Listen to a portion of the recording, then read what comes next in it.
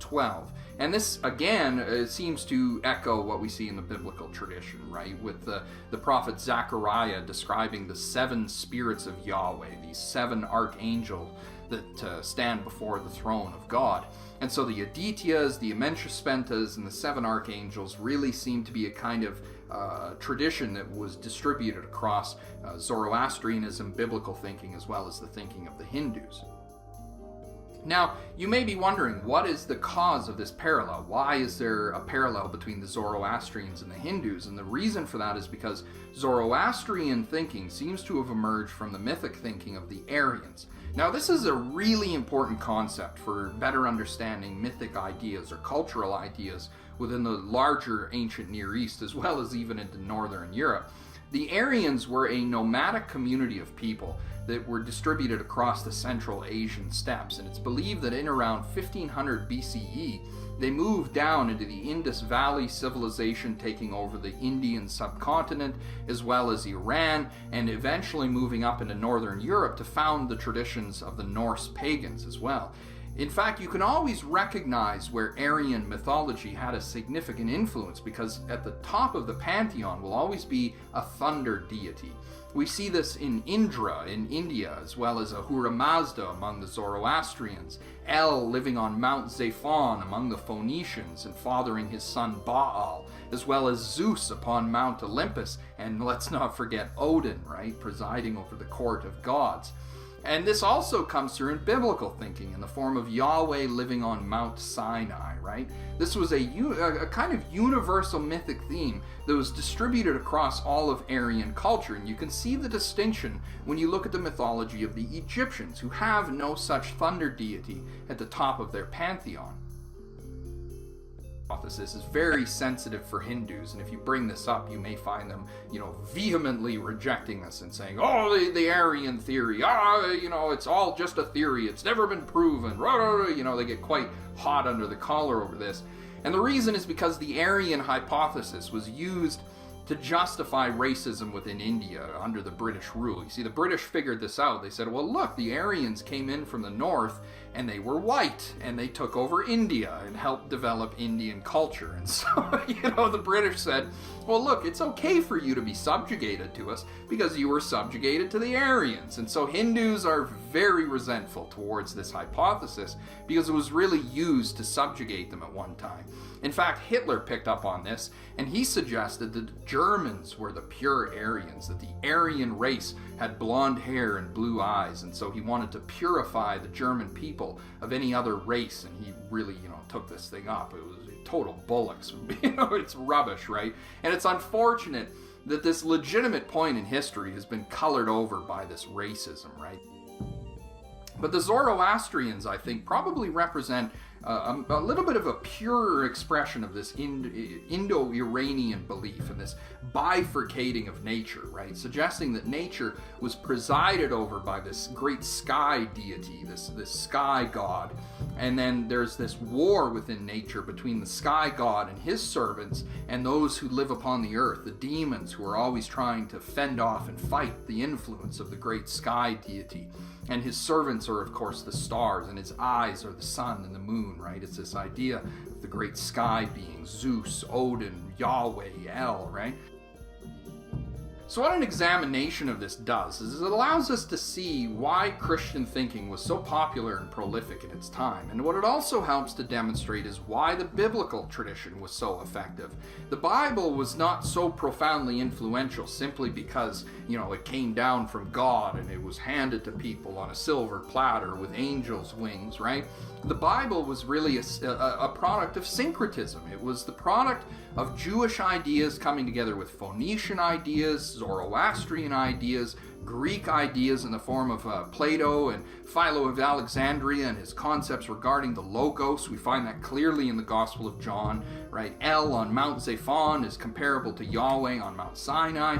We see the influence of the cherubim and the cherubim coming in from the Babylonians and the seraphim from the Egyptians, the seraphim being the highest angels with serpents' wings and all of this, right? This clearly was borrowed from the Egyptians. So when Christianity emerged in the ancient Near East, it was more than just a new religion on the block. It was a profound example of syncretism. It brought together many diverse ideas which were already in existence at that time. And I think this really helps to demonstrate that the religions which cope best with diversity are ultimately the ones that succeed, because we see within history how Christianity essentially consumed all of these religions, that they were basically amalgamated and swallowed up by Christian tradition. It should also be mentioned that Zoroastrianism seems to also be a major source of a lot of the negative things that we see within biblical tradition, because the Zoroastrians were notoriously superstitious, really superstitious in a lot of negative ways. You see, they bifurcated the world, and as a result, they had very weird traditions. Like, for instance, it was punishable on pain of death to bury a body or to cremate a body. You see, they regarded the four elements as being created by Ahura Mazda and therefore sacred, but to bury a body would be to desecrate the earth, because the death of a body was a result of the work of the demon, or to cremate a body would desecrate the fire. We seem to have some of this thinking influencing the Jews, right? Because in the book of Leviticus we see this idea that if you touch a dead body, you're ceremonially unclean. Similarly, also, the Zoroastrians would feed a menstruating woman her food on the end of a very long spoon, because they were afraid that, in touching the woman, they would be exposed to the demon responsible for menstruation. We see a similar kind of superstition in the book of Leviticus, right? Women who are menstruating are considered to be ceremonially unclean. To touch semen is considered ceremonially unclean. To sow a field with two kinds of grains is a sin against Yahweh. And it seems to me that there's a pretty good suggestion here that the Levitical traditions, the book of Leviticus, was probably added by the priestly traditions while the Jews were in Babylon. And this seems to be supported by the fact that we see in the writings of the prophets, like Jeremiah, these passages where Yahweh says, "I never told the Jews anything about ritual sacrifice while they were in the wilderness." Well, I mean, that negates the whole book of Leviticus. And it's also strange because when we come into the New Testament, we see Jesus negating many of these Levitical traditions, such as the traditions associated with resting on the Sabbath day, right? Eating purified foods, right? Not eating foods that are unclean. Well, again, this seems to echo Zoroastrian thinking. So it's interesting how New Testament tradition keeps many of these Saoshyant ideas, these ideas of the Messianic king who will restore the world, while rejecting some of these more superstitious elements of Zoroastrianism.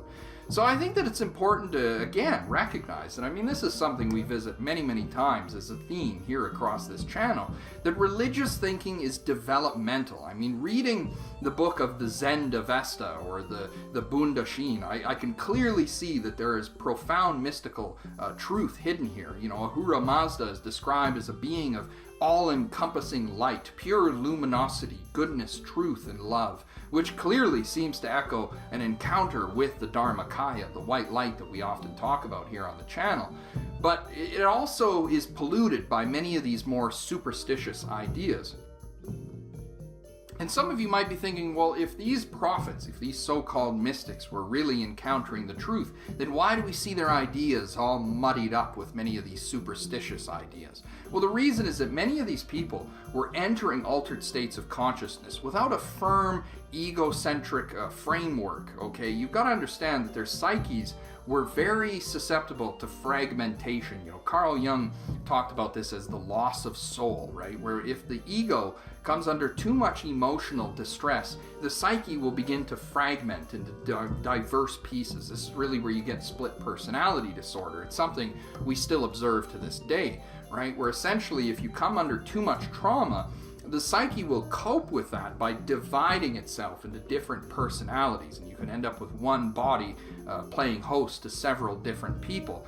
And this seems to be the result of the fact that many of these mystics were going into these altered states of consciousness and then struggling to keep the psyche coherent, keep the psyche together, right? To recognize and accept both the good and the bad things in life. Even when I was little, when I first thought that there was, something. You can't change that, folks. There's nothing you can do about it. It was astrologers who found him. Astrologers who said he was the king. Astrologers who said we read it in the... It doesn't make any difference whether you like it or not. People say use cosmology. And well, don't beat around the bush. Come right out and say, these guys were astrologers. They read the stars. While I'll tell you something. While God's chosen people were chipping rocks somewhere in the middle of the desert, these people were defining the universe. While God's chosen people were out there trying to find a porta potty somewhere in the middle of the desert, these people had actually cosmologically put together the entire zodiac. See what I'm saying? And you're looking for wisdom? And nobody ever told you that. And the only say, these guys were astrologers. They read the stars. While I'll tell you something. While God's chosen people were chipping rocks somewhere in the middle of the desert, these people were defining the universe. While God's chosen people were out there trying to find a porta potty somewhere in the middle of the desert, these people had actually cosmologically put together the entire zodiac. See what I'm saying? And you're looking for wisdom? And nobody ever told you that. And the only time that God's chosen people finally reached the point of wisdom and understanding is when they were put into captivity by God to learn. Who was the God that put them into captivity?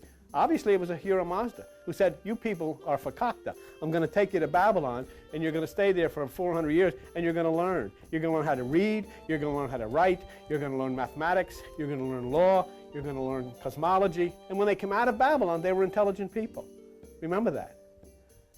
But it was thousands upon thousands of years while these people were running around looking to find a rock to hide under, that it was the Babylonians, the Iraqis, and the Iranians who were the people of wisdom and who had constructed the entire zodiac and could trace and chart the stars and chart the seasons and chart the eclipses and the ellipses and all of these things when there was not one Jew that even knew which way is Israel. I don't know. What? I don't know what. And so this Ahura Mazda, which is the God of all things, decreed there's only one thing we can do with these people. Bring them home to Babylon and teach them. And then once we get them taught, Cyrus, you build them a temple. Get this guy Ezra, he's pretty sharp. Get him instructed in our ways and we'll send him in with the law. And then when all of that was done, there's a child that must be born within. Send the Magi, send the astrologers, and we'll let them know about it. All of it, all of it. Every single bit of that which is precious to the foundation of your religion, the law, the temple, the Christ, comes from the sages of Iraq and Iran, Babylon and Persia.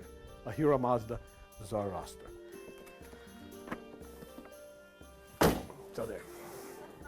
Thank you very much for sharing this time and some strange things. However, you know, the beautiful thing that you should do, go out and get to the library, get a book or whatever. And there's plenty of books. You can find plenty of books about Zoroaster. And get your copy of the music, and let that play while you're listening. And study this stuff and understand it. And you'll become, I think, much more enamored with the people of the East, and you won't consider them enemies anymore.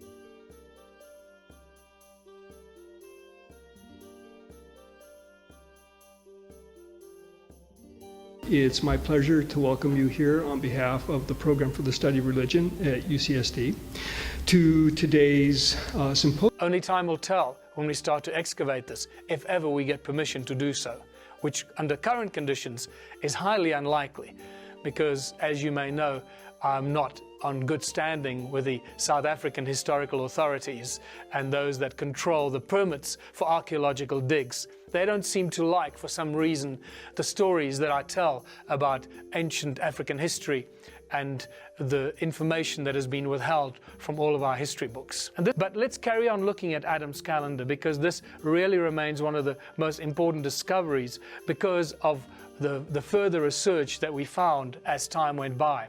This is the view from where the stone man would have stood in its original place, looking due east at the sunrise on the equinox. And this is the discovery that John Heine made. Spectacular initial pioneering work, realizing that this is a calendar aligned with the movement of the sun, the solstices and equinoxes. Why is it a calendar? Here's Johann showing us that the tall stone, the tall of the two calendar stones in the center of the calendar, casts a shadow on the second stone, and that shadow moves from the left to the right of the screen, casting a shadow for every day of the year. So you could really mark every day of the year if you wanted and use it as a calendar. It still works reasonably accurately today. This calendar effect is just one of the encoded benefits of the site. It is not the main reason why the site was constructed. The reason for the site is far more important than just the calendar.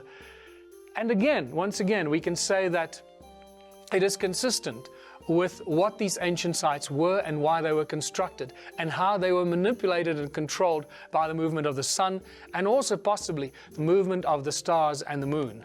So this is a view, once again, looking out east at the sunrise, and we find some very interesting and important structures that make up Adam's calendar. But the most important thing about this is that this is not a new discovery. This has been well known by ancient knowledge keepers in southern Africa. The shamanic knowledge keepers, the wisdom keepers of African ancient knowledge and stories that have been handed down for thousands of years have known about the site for a long, long time. One of these is Baba Credo Mutwa, the Zulu shaman that has become very well known around the world. And Credo Mutwa told me that he was initiated as a young shaman at Adam's calendar, or Inzalo Yelanga as he calls it, in 1937. Now, I gave the place the name Adam's Calendar shortly after we found it, and I had to write a book about it. I instinctively knew that it was somehow connected to the origins of humankind.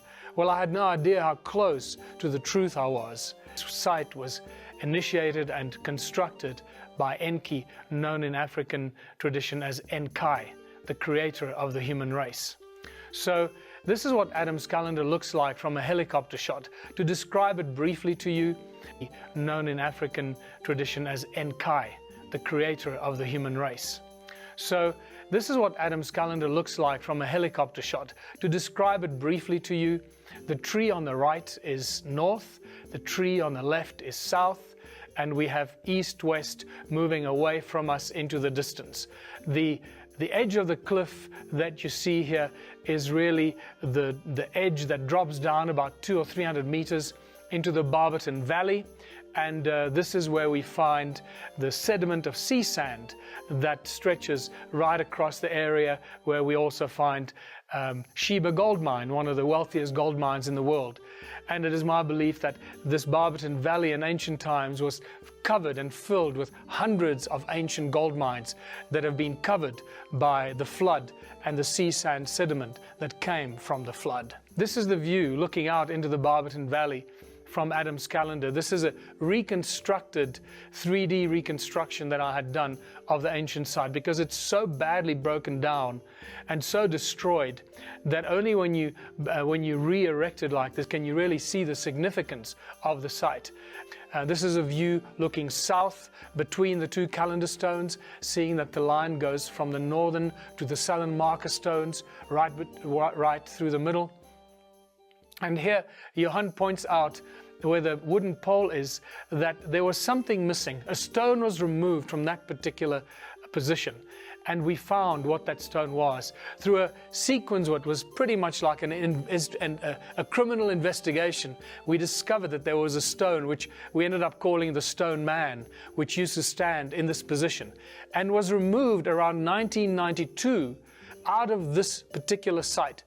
We ended up calling it the Stone Man. In 1994, the Stone Man was returned from the workshop of the forestry department in the nearby town of Kaapsehoop. It was returned from the workshop and brought into the Blue Swallow Nature Reserve, in which Adam's calendar is located today, and put up at the entrance to the Blue Swallow Nature Reserve to carry a plaque So it was a sequence of unbelievable coincidences that brought the stone man back to much closer to the site from which it was removed. And it ended up standing there, it still stands there today, bearing the plaque commemorating the launching and the opening of the Blue Swallow Nature Reserve. I think it's ironic that they desecrated one of the oldest sites on planet Earth to put a plaque on it to commemorate a nature reserve. This is quite spectacular. One of the most important discoveries I made in terms of dating Adam's calendar or Enki's calendar comes from one of Zechariah Sitchin's translations. And I must admit, I nearly fell on my back when I first read this, because it is as if he had completely predicted this, or the discovery of this ancient site. And this is what it says. 40 Shar after arriving on Earth, Enki built a special place of observing in the deep Abzu on the edge of a cliff, aligned with his abode in the north and the peaks. Now I suggest that his abode in the north is Great Zimbabwe. It's aligned, as we know. And the peaks, I don't think they're referring to the Great Pyramid of Giza here, because I think this site was established before the Pyramid of Giza was built. But I think they're referring to the pyramids in the valley that are aligned with the actual calendar, as we've shown, it's connected with a golden spiral. If you do the numbers on this, if one Shar is 3,600 years, as Zechariah Sitchin suggests, and you take 40 Shar multiplied by 3,600, and you subtract that from 435,000 years, or around that number, which Zechariah Sitchin suggests is the time when the Anunnaki arrived on Earth, the number you come up with is around 285,000 years. So what this tells us, that Adam's calendar was built around 285,000 years ago. And much of this is consistent with the creation of humanity and the sudden appearance of Homo sapiens on this planet. We're going to end the story of Adam's calendar here, although I could go on for a long, long time. And in the next episode, we're going to pick up with the significance of the millions of stone circles in southern Africa and what they really are. I'm Michael Tellinger, and thanks for watching.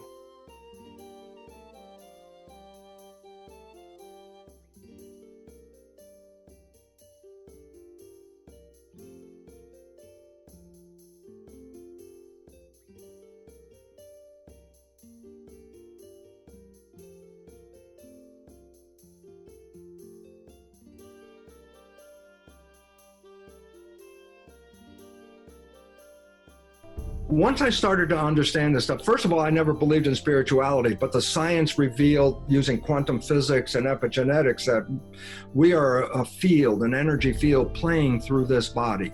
What I learned through this is, first of all, there's no such thing as death of who we are. There's death of the body, but the body is like a virtual reality suit, that an energy field that is different for each one of us is operating in this body. My self-receptors on my cells, which distinguish me as being different from you, respond to a different environmental signal than your self-receptor. So each of us is receiving like a broadcast that is running this biology. Consciousness is running the biology. Consciousness isn't physical, it's an energy. And I go, why is it relevant? Because the answer was this. The belief that if you do really well and you persevere, and when you die, you're going to go to this place called heaven. And I go, consider this, that we were born into heaven, that we came here to create. That's what we're doing. We're creating. And I say, when we're creating it right, heaven on earth is here. When we're creating it wrong, struggle is here. And all of a sudden I say, oh my God, don't wait till you die that you're going to go to heaven. This is it. This is where you came to create. What do you want to create? Love? Coronavirus? You can create a damn thing you want. This is creation place. But if you don't know that your creations are being controlled, then we become a victim of a world out of control. And yet we were the creators. We gave in to other people's beliefs. And then we now are creating not with our wishes and desires, we're creating with the program. Where's the program taking us right now? And the answer is fear, shutdown, loss of community, breakdown of the system, I go, we can learn or not. That's it. And this is a learning moment. Take your power back. You are beyond, power-wise, beyond any virus that ever existed. You are very powerful.